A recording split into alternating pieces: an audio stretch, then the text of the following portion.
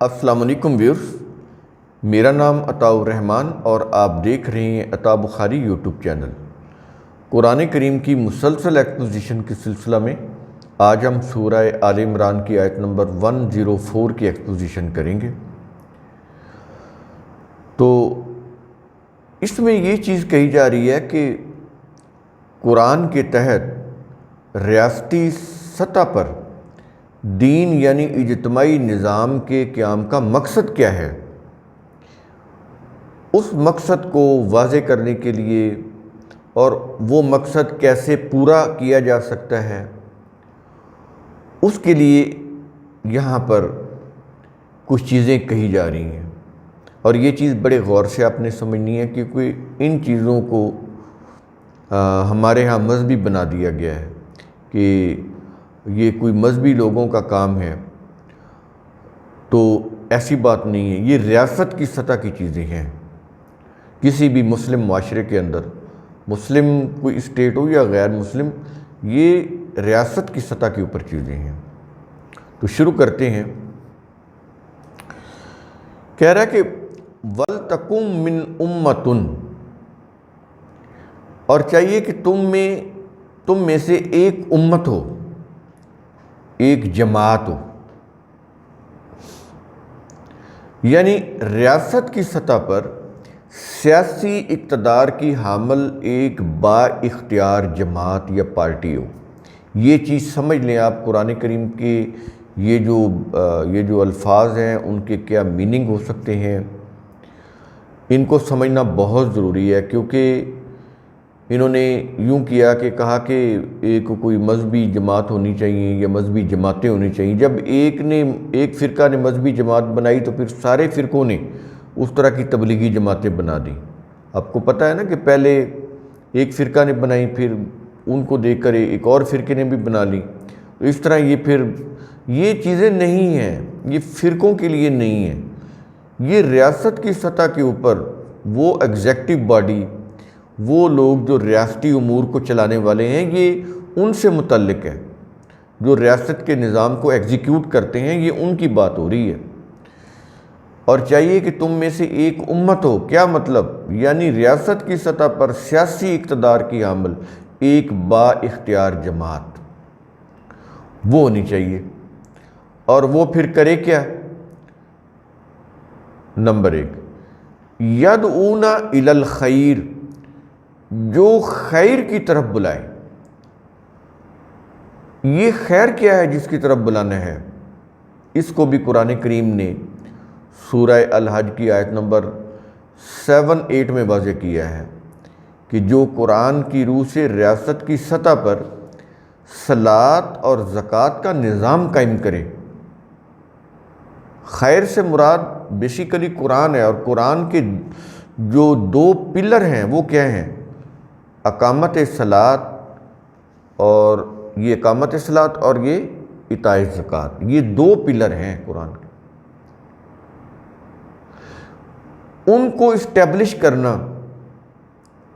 اور پھر آپ وہی سمجھیں گے کہ یہ تو کوئی ریچول سی چیزیں ہیں، صلاۃ نماز ہو گئی اور زکوٰۃ 2.5% ہو گیا۔ یہ نہیں ہے۔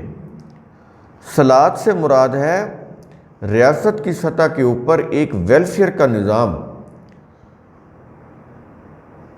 اللہ کے قوانین کو فالو کرتے ہوئے۔ صلاۃ کا معنی ہی ہے پیچھے پیچھے چلنا، یعنی اللہ کے قوانین کے پیچھے پیچھے چلنا، ان کو فالو کرتے ہوئے ریاست کی سطح کے اوپر ایک ایسا نظام بنانا جو ویلفیئر ہو تمام لوگوں کے لیے، یہ ہے۔ تو یہ صلاۃ کا نظام ہے۔ اور دوسرا کیا ہے؟ زکوٰۃ۔ اب زکوٰۃ جو ہے ایک فرقہ نے بنائی 2.5% اور ایک نے بنائی خمس یعنی 5واں حصہ، دونوں صحیح نہیں ہیں۔ زکوٰۃ کا معنی نشو و نما دینا ہے۔ نشو و نما 2 قسم کی۔ سب سے پہلے جسمانی نشو و نما، اس کے لیے کیا ہے؟ خوراک، رہائش، کوئی طبی سہولیات، یہ فزیکلی ڈیولپمنٹ، جو فزیکل ڈیولپمنٹ ہے اس کے اندر یہ چیزیں آ جاتی ہیں۔ اور اس کے بعد پھر دوسری نشو و نما مینٹل ڈیولپمنٹ، اس کے لیے پھر کیا ہے؟ ایجوکیشنل ادارے۔ تو جسمانی نشو و نما ہو یا ذہنی نشو و نما ہو، دونوں قسم کی نشو و نما دینے کے لیے عوام کو، دونوں قسم کی نشو و نما دینے کے لیے حکومت یہ سارا انتظام کرے۔ یہ ہے اب دیکھیں یہ جو ویلفیئر کا یہ جو کانسیپٹ ہے ویلفیئر اسٹیٹ کا، جس کے اندر یہ والا جو زکوٰۃ کا جو نظام ہے، جو میں نے ابھی آپ کو بتایا، قرآن کی جو الفاظ ہیں ان کی روح سے یہ جو زکوٰۃ کا جو میننگ ہے عربی روٹ ورڈز کی روح سے، اس کی ایٹمالوجی کی روح سے، میں نے اس کی روح سے بتایا ہے۔ یہ نشو و نما دینا، پاک کرنا نہیں، یہ تو انہوں نے بنایا نا، نشو و نما دینا، تو اس کے اندر نشو و نما ہے، اس کے اندر سمانے نشو و نما ہے۔ وہ جسمانی سمان و نشو و نما ہو، بچے کے لیے دودھ کا انتظام ہو، لوگوں کے لیے خوراک کا انتظام ہو، ان کی رہائش کا انتظام ہو، یا ان کے لیے طبی کوئی میڈیکل کی فیسلٹیز ہوں، ادویات وغیرہ وہ ہوں، ان کی یعنی پبلک کی جو ہیلتھ ہے اس کو برقرار رکھنے کے لیے، ان کو صحت مند رکھنے کے لیے جو بھی ہاسپٹلز ہیں، فری ڈسپنسریز ہیں، یہ سارا ریاست کے ذمہ ہے۔ یہ زکوٰۃ ہے، سمجھ رہے ہیں؟ اور یہ جو زکوٰۃ اور یہ جو صلاۃ ہے، یہ کہاں پر قائم ہے؟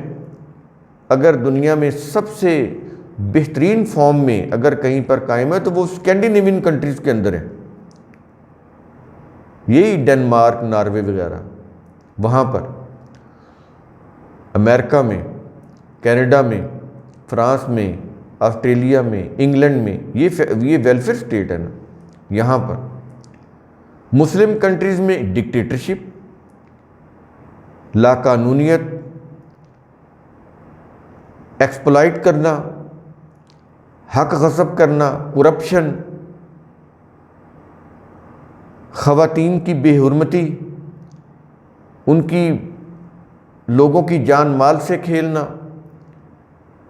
عدالتوں کے اندر بے انصافی، غربت، جہالت، یہ ہیں مسلم کنٹریز میں۔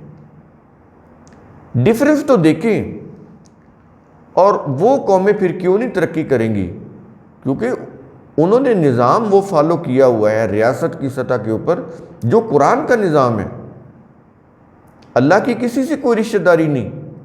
جو قوم بھی اس نظام کو فالو کرے گی، خواہ وہ اس نے عقل سے معلوم کر لیا ہو جو قرآن کا نظام ہے، جو قرآن کے قوانین ہیں، یا اس نے قرآن سے لیے ہوں، تو یہ جو ٹرائل اینڈ ایرر کا جو میتھڈ ہے، یہ بھی انسان کو وہیں تک پہنچا دیتا ہے جہاں پہ قرآن لے جانا چاہتا ہے۔ لیکن قرآن کا فائدہ یہ ہے کہ آپ اس کو پڑھتے ہی آپ کو ٹرائل اینڈ ایرر کی ضرورت نہیں پڑتی، آپ کو ان تجربات سے نہیں گزرنا پڑتا، ریڈی میڈ قوانین دیے ہوتے ہیں، بس آپ نے امپلیمنٹ کرنا ہوتا ہے۔ قرآن انسانوں کا وقت بچاتا ہے، انسانوں کے وقت کو ضائع نہیں ہونے دیتا۔ جو قوم بھی ان کو سمجھے اور امپلیمنٹ کر دے، اسی وقت اس کے فوائد ملنے شروع ہو جائیں گے اس کو، ریاست کی سطح کے اوپر ہو، انڈیویجول نہیں، کیونکہ دین اجتماعی دین ہے، یہ انفرادی وہ جو ریچولز کا نہیں ہے، جس میں کوئی ریچولز کر کے وہ یہ سمجھتے ہیں کہ ہمارا اللہ سے تعلق قائم ہو گیا۔ اس میں ایسی کوئی چیز نہیں ہے۔ تو سمجھے کہ یہ کیا چیز کہہ رہا ہے؟ یدعون الی الخیر، یہ 3 الفاظ ہیں، دیکھ لیں کتنی چیزیں آ گئی اس کے اندر۔ اور آگے وَيَأْمُرُونَ بِالْمَعْرُوفِ، اب یہ دوسرا کام ہو گیا، اور وہ معروف کا حکم کرے۔ معروف کیا ہوتا ہے؟ وہ اچھا کام جس کو قرآن ریکگنائزڈ کرتا ہے، تسلیم کرے قرآن کی یہ چیز انسانوں کے لیے اچھی ہے، تو وہ معروف ہوگی۔ یعنی وہ قرآن کے تسلیم کردہ انسانیت کے مفاد میں صحیح امور کو نافذ کرے، وہ جماعت جو تم میں سے ہونی چاہیے۔ یہ دوسرا فنکشن اس کا بتا رہا ہے، یعنی دوسرا فریضہ بتا رہا ہے۔ پہلا فریضہ یدعون الی الخیر، خیر کی طرف بلایا، میں نے وضاحت کی۔ دوسرا فریضہ ویامرون بالمعروف، اور وہ معروف کا حکم کرے۔ یہاں پر ویامرون ہے، ڈائریکشن ہے۔ یہ ڈائریکشن جو ہے یہ تو وہی دیں گے نا جو ریاست کے نظام کو ایگزیکیوٹ کر رہے ہیں۔ ایک مووی بنتی ہے، اس کا ایک ڈائریکٹر ہوتا ہے، یہ وہی لفظ ہے۔ وہ ڈائریکشن دیتا ہے کہ یوں کرو یوں کرو، دوسرا کوئی ڈائریکشن نہیں دے سکتا۔ جس نے دین دیا ہے اللہ نے، تو ڈائریکشن تو اسی نے دینی ہے نا، کہ اس سمت میں جانا ہے، یوں جانا ہے، ڈو ناٹ، اسی نے بتانے ہیں، ہم نہیں بتا سکتے۔ اگر ہم کچھ کریں گے تو وہ تو ہماری ذات کے اپنے فائدے کے لیے ہوں گے۔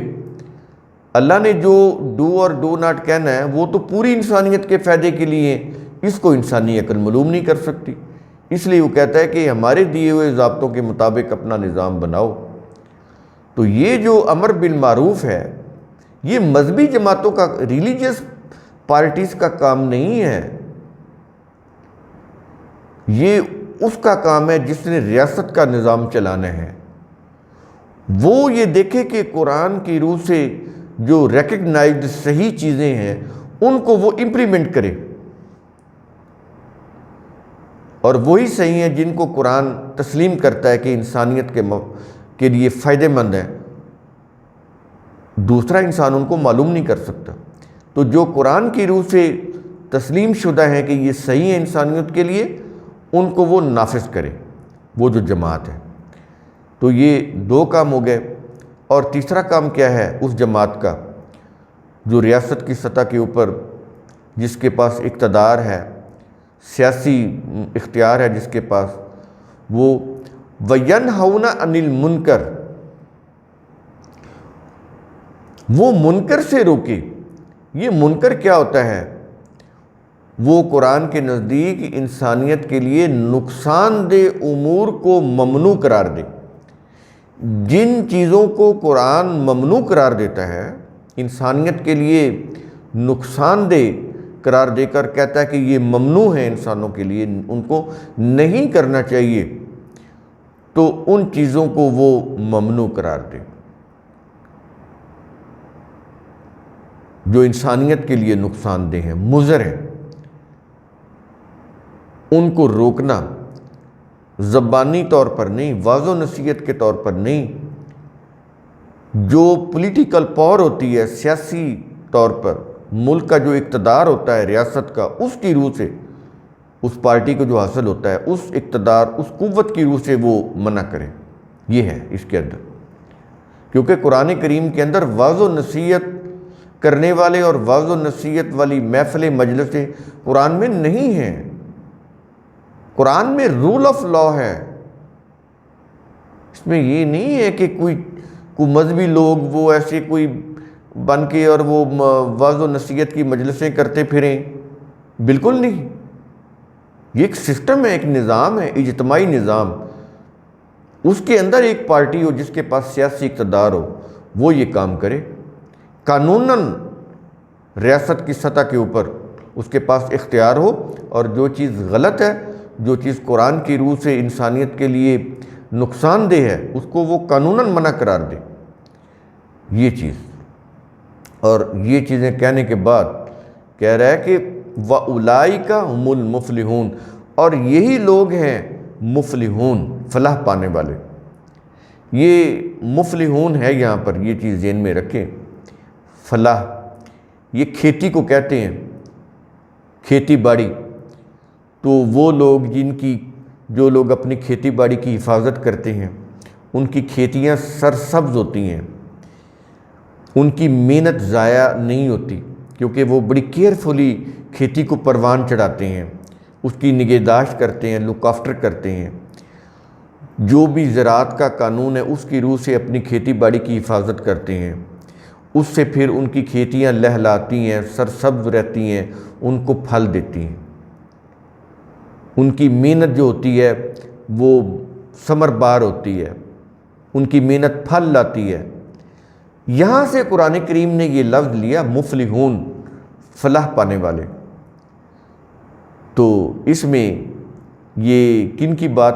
اولین جو مخاطب قرآن کے رسول صلی اللہ علیہ وسلم کے صحابہ، اور یہاں پر یہ بھی آپ کو میں بتا دوں کہ یہ انہوں نے 4 خلیفہ بنایا اور ان کو انہوں نے کہا خلفائے راشدین۔ قرآن کریم تمام صحابہ کو کہہ رہا ہے کہ اولئک هم الراشدون، کسی ایک کو بھی نہیں نکال رہا، تو تمام کے تمام صحابہ راشدون تھے۔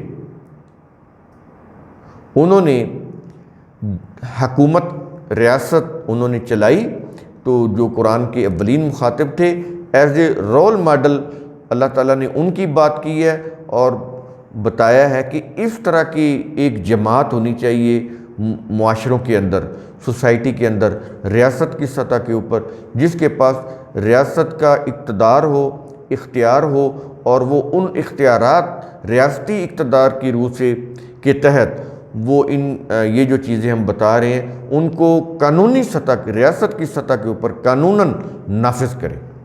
یہ چیز ہے اس آیت کے اندر بڑی اہم۔ تو قرآن کریم کا اصول ثم تتفکروا، اس کی روح سے آپ خود بھی سوچا کریں، سمجھا کریں، غور و فکر کیا کریں۔ شکریہ۔